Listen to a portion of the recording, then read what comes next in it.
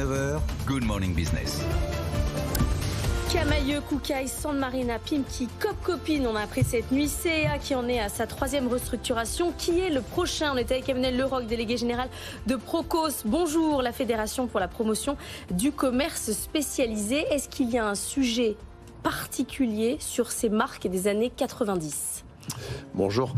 Écoutez, il y a un sujet global, je dirais, sur le textile, puisque on le sait, c'est un secteur qui voit son volume en valeur, sa masse de chiffre d'affaires baisser depuis des années, et notamment entre 2019 et 2022, ça a encore baissé de 7%. Donc il y a un sujet global textile avec en plus ces 10 dernières années un développement de ce qu'on appelle la fast fashion, c'est-à-dire les grandes enseignes internationales. Il y a eu aussi un peu parce que c'est pas un phénomène en fait qui déstructure globalement, c'est le sujet du e-commerce, même si effectivement il y a des sujets type Shine par exemple qui ont un développement très fort avec des prix très bas. Donc il y a un sujet textile et puis il y a un sujet beaucoup plus général sur le commerce. Notamment, je regardais un peu, on est quand même suite à 4 années de crise, ou 5 années de crise. Avec le confinement. Donc avec des confinements, avec des problématiques d'accès aux magasins. Et donc, avec les plus fragiles sont ceux qui, aujourd'hui, ont les difficultés les plus rapides. Est-ce que vous pensez que c'est un problème, vous avez dit, de prise en sandwich entre la fast fashion, le e-commerce, ou est-ce qu'il y a un problème de positionnement? Parce qu'il y a quand même encore des enseignes du prêt-à-porter.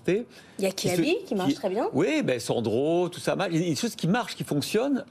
Est-ce que finalement, c'est des marques qui disparaissent parce qu'elles n'ont pas raté leur positionnement? Est-ce que c'est pas la loi forcément du marché où ceux qui ont raté, ils sortent? Dans le commerce, il y a toujours un sujet d'offre. Donc, de toute façon, c'est un cumul de sujets. Parce que vous avez raison. C'est pas la fin du retail physique. Voilà, quand même. c'est ni la fin du monde, ni la fin du retail physique. C'est-à-dire que d'abord, on a vu que c'était pas la fin du retail physique et que dès que les magasins sont ouverts, les consommateurs reviennent en magasin. Ouais. Comme vous l'avez dit très justement, et c'est aggravé aujourd'hui avec les problèmes de pouvoir d'achat. En fait, les deux bouts du spectre fonctionnent bien, c'est-à-dire ce qui est plutôt luxe ou luxe accessible. Très bien, vous avez vu les résultats qu'on publie à chaque fois. Qui fonctionnent très bien, y compris parce que les consommateurs sont moins sensibles au sujet de prix dans cette gamme-là. Et puis à l'inverse, ça pousse une autre partie des gens vers des acteurs plus discount. Alors soit vraiment discount. Donc ça polarise en fait. Voilà, soit vraiment discount, soit des acteurs, vous l'avez dit, comme Kiabi, qui sont sur ce positionnement-là de prix bas depuis longtemps. Et du coup, entre les deux, il faut trouver sa place par rapport à la fois une offre et puis un positionnement prix. Mais vous dites que c'est pas une crise du retail, les gens sont revenus en magasin, mais quand même, on a encore une baisse de fréquentation de 15% en 2022 par rapport à 2019. Donc il y a quand même un changement dans l'attitude des consommateurs. Il y a de multiples changements en fait.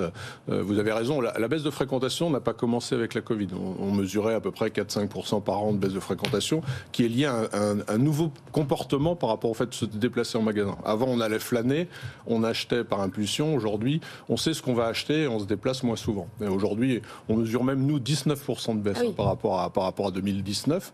En fait, la Covid a recréé un nouvel effet cliquet par rapport à ça. Et donc, les gens vont moins souvent. Quand ils se déplacent, ils achètent plus. Mais par contre, du coup, il faut d'abord pas louper les consommateurs. Et comme vous le dites très justement, il faut avoir une offre qui correspond à ce qu'ils attendent. Donc, c'est un cumul de difficultés. On en profite de vous avoir sur notre plateau pour parler des soldes. Est-ce que vous avez un premier bilan, Emmanuel Leroc, de comment c'est passé? Est-ce que ça permet à certains commerçants de se refaire un peu? Ou est-ce que c'est une nouvelle fois une déception? En fait, tous les ans, on se dira que c'est une déception. Tous les ans, on dit que c'est fini. On attend quelque chose qui n'arrivera plus, en fait, puisqu'on est dans un schéma où les soldes, je rappelle, c'est une période très spécifique qui permet juste aux consommateurs de vendre aux magasins de vendre à perte, aux commerçants de vendre à perte.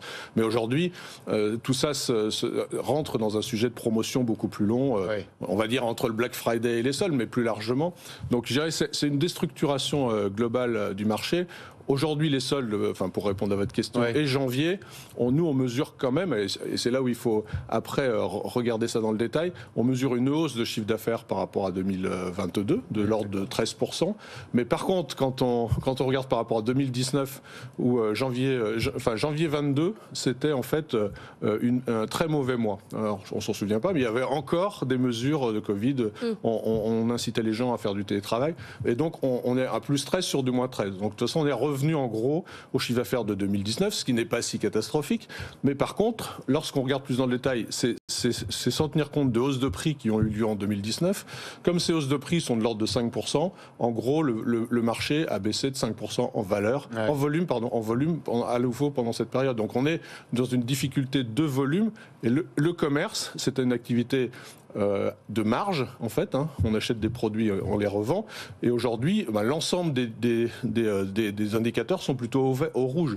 On a des augmentations de coûts, d'approvisionnement, de dollars, les salaires. Et donc, une masse de marge qui se réduit puisqu'on vend moins de produits.